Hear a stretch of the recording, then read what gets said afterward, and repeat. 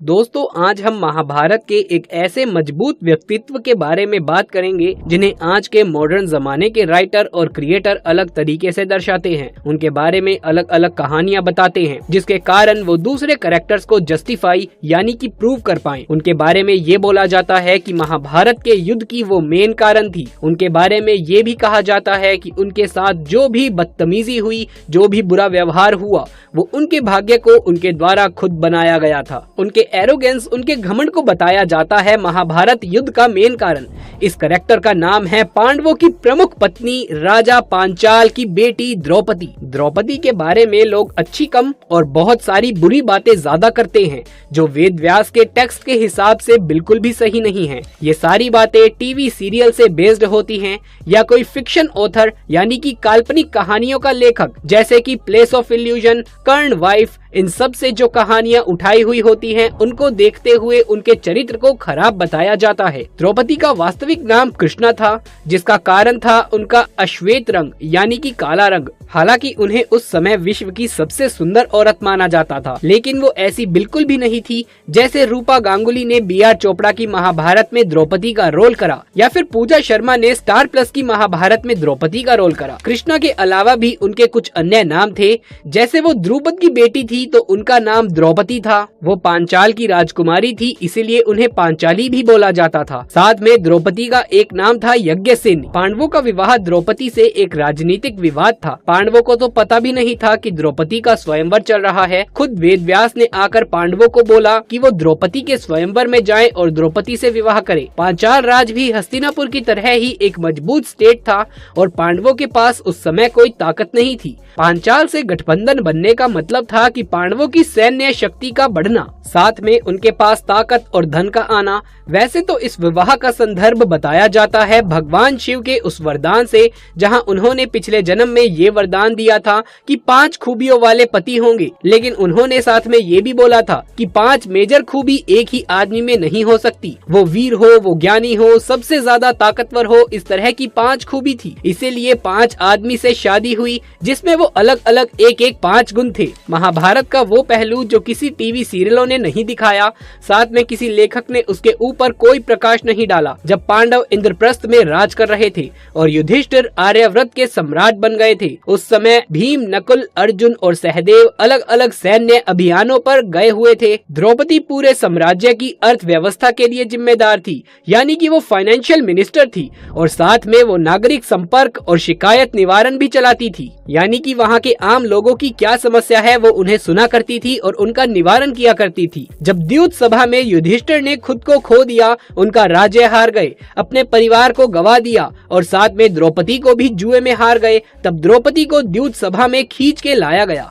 उस समय वो एक खराब व्यवस्था में थी जहाँ वो एक कपड़े में ही लिपटी हुई थी। ऐसी मुश्किल स्थिति में भी उन्होंने एक मजबूत अंदाज को बनाए रखा। उन्होंने 2 सबसे मौलिक प्रश्न पूछे पूरी सभा से। जो पहला प्रश्न था, क्या एक आदमी अपनी पत्नी को जुए में लगाने का अधिकार रखता है? दूसरा प्रश्न ये था, एक राजा का क्या धर्म होता है? दोस्तों, द्रौपदी ने कृष्ण को बताया कि दुर्योधन, शकुनी, दुशासन, कर्ण ने उनके साथ बहुत दुर्व्यवहार किया है और इस अधर्म की उनको सजा मिलनी चाहिए। भगवान कृष्ण ने खुद ही ये माना था कि यहाँ बहुत बड़ा अधर्म हुआ है और जितने लोग इसमें शामिल थे उनको इस बात की सजा मिलेगी।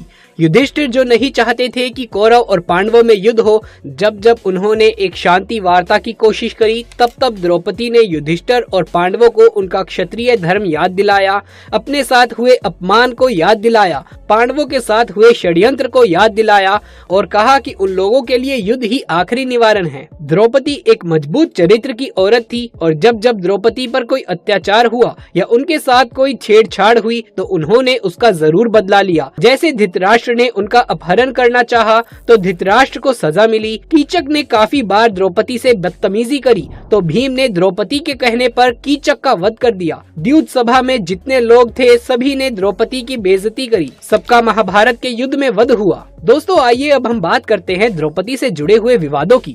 सबसे ज्यादा द्रौपदी के कैरेक्टर को डी मीन यानी कि द्रौपदी के कैरेक्टर को गिराया जाता है। ऐसा बताया गया है कि कर्ण और द्रौपदी में कुछ रोमांटिक यानी कि कुछ प्रेम संबंध थे, जो कि बिल्कुल ही एक कहानी है, यानी ये फेक है, जिसका जिक्र वेद व्यास की ऑथेंटिक टेक्स्ट या फिर KMG महाभारत, गीता प्रेस की महाभारत, कोई भी जो महाभारत की ऐसी बुक हो जिसमें कोई छेड़छाड़ ना की गई हो, उसमें ऐसा कोई प्रसंग मेंशन नहीं है। वन पर्व में द्रौपदी ने सीधे सीधे कृष्ण को बताया था कि वो कर्ण से काफी नफरत करती है, क्योंकि पब्लिकली कर्ण ने द्रौपदी को एक बुरे चरित्र की औरत कहा था। कुछ फोक टेल यानी कि दंत कथाओं में एक प्रसंग मेंशन किया गया है, जो है जम्बू आख्यान फल का प्रसंग, जिसमें द्रौपदी ऐसा बोलती है कि उन्हें कर्ण से प्यार है और अपने आप फल जाके पेड़ पर लग जाता है। ऐसी कुछ कहानी बताई जाती है। पूरी कहानी जानना चाहते हैं तो कमेंट बॉक्स में बताइए, इसके ऊपर हम अलग से एक वीडियो बना देंगे। साथ में भील महाभारत में भी ऐसी कुछ कहानियां बताई जाती है कि द्रौपदी को वासुकी उठाकर ले जाते हैं और उनके साथ रोज जबरदस्ती करते हैं और अर्जुन कुछ नहीं कर पाते, वो कर्ण की मदद लेते हैं। पर दोस्तों वेद व्यास के टेक्स्ट में ऐसा कुछ भी नहीं बताया गया है। MT वासुदेवन नारायण की रंधमुजम या सेकंड टर्न या भीमा द अलोन वॉरियर, जिसको इंग्लिश में ट्रांसलेट किया गया था और जिसपे अब मूवी बन रही है भीम के कैरेक्टर को लेकर, जो मोहन लाल प्ले करेंगे, उसमें भी द्रौपदी के कैरेक्टर को ओरिजिनल से काफी अलग दिखाया गया था। अंधे का पुत्र अंधा। दोस्तों जैसा कि हमने पहले ही आपको वीडियो में बताया कि कुछ ऐसे पॉइंट्स हैं कि जो बहुत हाई पॉइंट्स हैं, जिनको लेकर द्रौपदी के चरित्र को गिराया जाता है। द्रौपदी ने कभी भी दुर्योधन का अपमान नहीं किया था। अंधे का पुत्र अंधा, इस वाक्य को आप वेद व्यास जी की महाभारत में कहीं नहीं पाएंगे। ये केवल मिथ्या धारणा है, परंतु ये वाक्य अत्यंत लोकप्रिय हुआ। असल में राजसूय यज्ञ के बाद जब दुर्योधन इंद्रप्रस्थ में ही रुक गए थे, वहाँ उन्होंने माया सभा सहित अन्य कई अद्भुत चीजें देखी। वहीं एक जगह भ्रम के जाल में फंसकर वो पानी में गिर गए थे, जिसे देख वहां नकुल, सहदेव और भीम जोर जोर से हंसने लगे। महाभारत में इसके अतिरिक्त और कुछ भी नहीं लिखा गया, परंतु BR चोपड़ा की महाभारत में दिखाया गया कि द्रौपदी ये सब देखकर बहुत जोर से हंसी और दुर्योधन का मजाक बनाते हुए बोली, अंधे का पुत्र अंधा। परंतु जिसने भी महाभारत पढ़ी है वो जानते हैं कि द्रौपदी ने दुर्योधन का तिरस्कार कतई नहीं किया था। ये कॉन्सेप्ट पहली बार 1954 में धर्मवीर भारती की प्ले अंधा युग में इंट्रोड्यूस किया गया था और इसको क्रिएटिव फैटर्निटी ने दुर्योधन को जस्टिफाई करने के लिए द्रौपदी को गलत दिखाने के लिए हाथों हाथ ले लिया। दोस्तों इसी तरह का एक और बहुत हाई फ्लैश पॉइंट सीन है जब द्रौपदी कर्ण को अपने स्वयंवर में पार्ट लेने से रोकती है। पर मैं आपको बताना चाहूंगा कि महाभारत की टोटल 1259 मनुस्मृति है, जिसमें से सिर्फ 3-4 ही इस बात को मेंशन करती हैं कि द्रौपदी ने कर्ण को रोका था। बाकी 1250 से भी अधिक मनुस्मृति में इस बात का कोई भी मेंशन नहीं किया गया है कि द्रौपदी ने कर्ण को रोका था या कर्ण ने उस स्वयंवर में पार्टिसिपेट किया था। क्योंकि ये विषय एक डिबेट का विषय है, फिर भी महिला को पूरा अधिकार है कि वो किससे शादी करे, किससे संबंध रखे, और पुरुष जिसे कोई रिजेक्शन मिलता है वो उस महिला को परेशान करता है, उस पर जुल्म करता है, तो वो पुरुष इस बात को कतई जस्टिफाई नहीं करता। दक्षिण भारत में लोकप्रिय मान्यता है कि द्रौपदी काली माँ का अवतार थी, जो कि भारत में सभी अभिमानी राजाओं को नष्ट करने के लिए भगवान श्री कृष्ण की सहायता के लिए पैदा हुई थी। और इसीलिए ये कहा जाता है कि द्रौपदी 5 पांडवों और कौरवों और 18 अक्षौणी सेनाओं के विनाश के लिए आई थी। भगवान श्री विष्णु भगवान श्री कृष्ण के रूप में द्वापर युग में पैदा हुए थे। काली देवी पार्वती का ही एक रूप है और इसीलिए उन्हें भाई बहन का दर्जा दिया जाता है। हालांकि द्रौपदी का जन्म अग्नि से हुआ था, लेकिन मुझे हैरानी होती है क्योंकि हम कई ऐसे YouTube के वीडियोस में देखते हैं जहां पर द्रौपदी और श्री कृष्ण को लेकर प्रश्न खड़े किए जाते हैं, उनके रिश्ते पर प्रश्न खड़ा किया जाता है। लेकिन मैं यहाँ आपको ये बताना चाहता हूँ कि भगवान श्री कृष्ण जो कि भगवान हरि विष्णु के अवतार थे और द्रौपदी जिसे दक्षिण भारत में काली का अवतार माना जाता है और माँ काली देवी पार्वती का ही रूप है, यानी इस नाते से देखा जाए तो वो दोनों भाई बहन थे। उन्होंने जगह जगह इस बात की पुष्टि भी करी, जहाँ द्रौपदी ये कहती थी कि पूरे संसार में अगर कोई उनका सगा है तो वो है भगवान श्री कृष्ण। दोस्तों अब हम बात करते हैं द्रौपदी के चरित्र के बारे में, क्योंकि उनके कैरेक्टर या चरित्र को लेके अलग अलग कहानियां बनाई जाती हैं। द्रौपदी को वैसे अर्जुन से ज्यादा प्यार था, लेकिन उन्होंने हमेशा अपने 5 पतियों से बराबर पत्नी धर्म निभाया।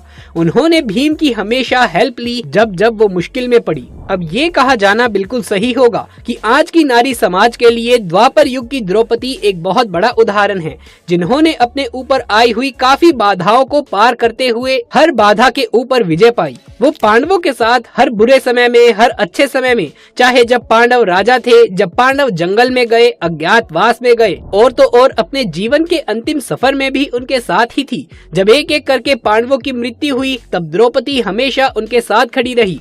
अगर ये वीडियो आपको अच्छा लगा हो तो इसे एक लाइक करके अपने दोस्तों और रिश्तेदारों में ज्यादा से ज्यादा शेयर कर दें। कमेंट बॉक्स में जय श्री कृष्ण लिखना बिल्कुल भी ना भूलें। आगे भी ऐसे वीडियोस देखते रहने के लिए चैनल को सब्सक्राइब करके पास वाले बेल आइकन को दबा लें। जल्द मुलाकात होगी आपसे किसी अगली वीडियो में, तब तक के लिए आप सभी का धन्यवाद।